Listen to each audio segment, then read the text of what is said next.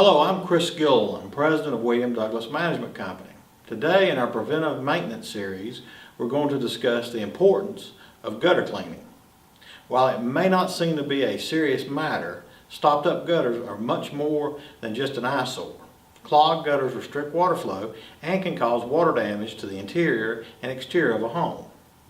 The water from clogged gutters routinely rot the fascia and rot the soffit boards, along with possibly rotting elements of the roof structure. From this diagram, the fascia board is the board that gutters are attached to, and the soffit is the horizontal board between the fascia and the wall. Gutters, downspouts, and splash blocks are all fundamental components of a home's ability to prevent water intrusion from the roof to the foundation. How often gutters are to be cleaned depends on the species of trees and the number of trees in the surrounding area. Some associations have gutters cleaned twice a year or more frequently if conditions require.